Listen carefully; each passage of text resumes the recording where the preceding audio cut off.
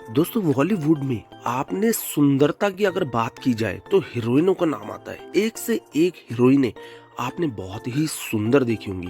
लेकिन दोस्तों the dark Bollywood में आज मैं जिस अभिनेता की बात करने जा रहा हूँ, दरअसल इनकी एक जो पहचान बनी थी वो बनी ही इनकी सुंदरता की वजह से थी। अपने जमाने में बेहद हैंडसम, बहुत ही सुंदर अभिनेताओं में इनका नाम गिना जाता था। सिनेमा की सफर तो उन्होंने बहुत ही शानदार की, लेकिन उनका कैरियर बहुत ज़्यादा अच्छा चल नहीं पाया। कैरियर एक समय के बाद जाकर उनका लड़खड़ा गया। दोस्तों इक्का दुक्का फिल्मों के सहारे ही वो अपनी गाड़ी को खींचते रहे। दोस्तों आज मैं जिस अभिनेता के बारे में बात करने जा रहा हूँ, आज से लगभग 41 साल पहले 1970 में फिल्म सावन भादो के जरिए दो नए कलाकारों ने अपना डेब्यू किया था।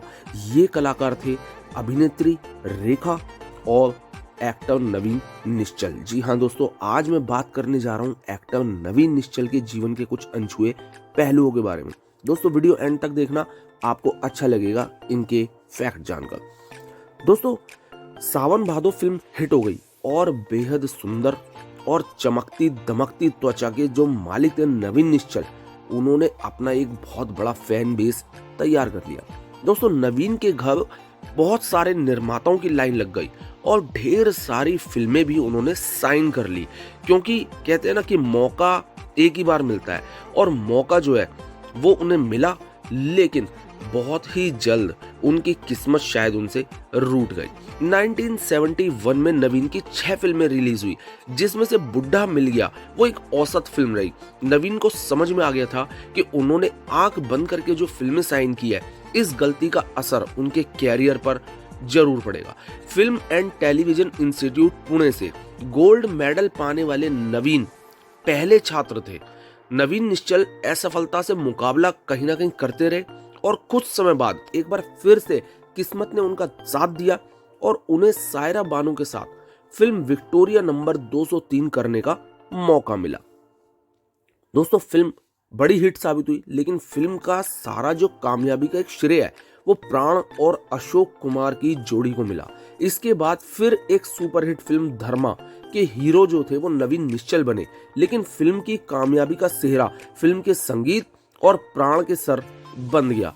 फिल्म हंसते जख्म में भी नवीन ने अपनी जबरदस्त अदाकारी का हुनर दिखाया। फिल्म हिट हुई, लेकिन अपने संगीत की वजह से ही वो आज भी याद की जाती है। ये फिल्म भी कहीं से भी ये नहीं साबित कर पाई कि नवीन निश्चल सोलो लेवल पर अपने दम पर फिल्म को हिट करा सकते हैं, और मल्टी स्टारर फिल्मों से नवीन निश्चल कभी खुद को जोड़ ही नहीं पाए।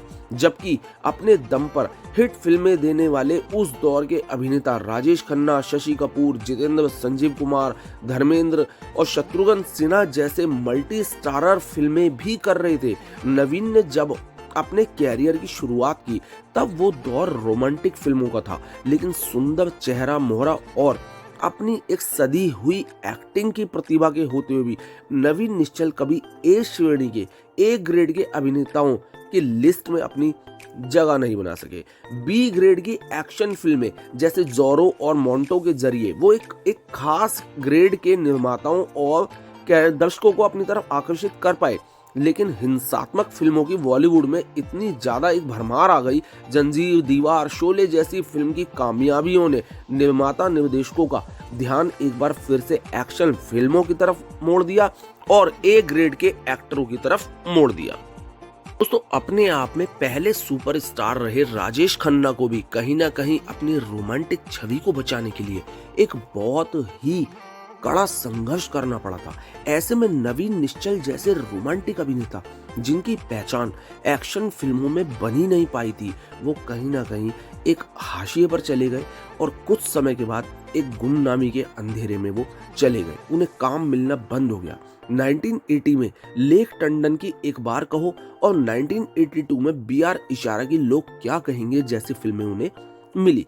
1980 में ही रवि चोपड़ा की बर्निंग ट्रेन ने उन्हें एक चरित्र भूमिका में प्रस्तुत किया। इस फिल्म में वो एक बहुत ही सधी हुई एक्टिंग और बहुत ही सधे हुए भाव वाले डॉक्टर की भूमिका में थे और अगले कई सालों तक वो सह भूमिकाएं निभाते रहे।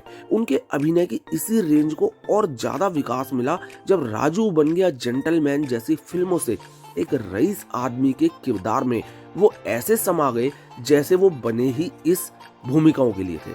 इसी दौरान नवीन का निजी जीवन भी कहीं ना कहीं थोड़ा डामाडोल होता रहा। उन्होंने अभिनेता निर्देशक शेखर कपूर की बहन नीलू कपूर से लव मैरिज की, लेकिन कुछ समय बाद नवीन और अभिनेत्री पद्मिनी कपिला के बीच दोस्ती की वजह से नीलू उनसे अलग हो गई। कुछ समय बाद पद्मिनी और प्रकाश मेहरा के नजदीकी रिश्तों की वजह से नवीन निश्चल और पद्मिनी भी दूर हो गए। नवीन ने गीतांजलि से शादी की। गीतांजलि ने नवीन और उनके भाई प्रवीण पर उन्हें प्रताड़ित करने का आरोप लगा। इससे नवीन को बहुत गहरा धक्का पहुंचा। हालांकि मुंबई सेशन कोर्ट ने निश्चल को इस मामले में बरी कर दिया था और 90 के दशक में नवीन ने फिल्मों में चरित्र अभिनय के अलावा टीवी धारावाहिकों में भी काम करना शुरू किया। धारावाहिक देख भाई देख में वो काफी लोकप्रिय हुए। नवीन निश्चल की अंतिम फिल्म जो थी वो फिल्म ब्रेक के बाद थी। फिल्म ब्रेक के बाद 18 मार्च 1946 को मुंबई में जन्मे इस अभिनेता ने 19 मार्च 2011 को पुणे में उन्हें दिल का दौरा पड़ा और वो हमेशा के लिए अपने चाहने वालों को छोड़कर चले गए। तो दोस्तों, ये थे बेहद टैलेंटेड रहे, बेहद सुंदर और बहुत ही गोरे चिट्टे अभिनेता नवीन निश्चल के जीवन के कुछ अनछुए पहलू। हालांकि समय ने, किस्मत ने शायद उनका साथ नहीं दिया, वरना अभिनेता तो वो बहुत अच्छे थे। दोस्तों, आई होप सो कि आपको मेरे द्वारा दी गई ये नॉलेज कहीं ना कहीं किसी ना किसी पल, किसी ना किसी हद तक तो आपको कुछ टचिंग करी होगी। तो प्लीज लाइक शेयर सब्सक्राइब करना बिल्कुल मत भूलिएगा। बहुत जल्द वापस आता हूँ फिर एक और स्टोरी के साथ। Thank you.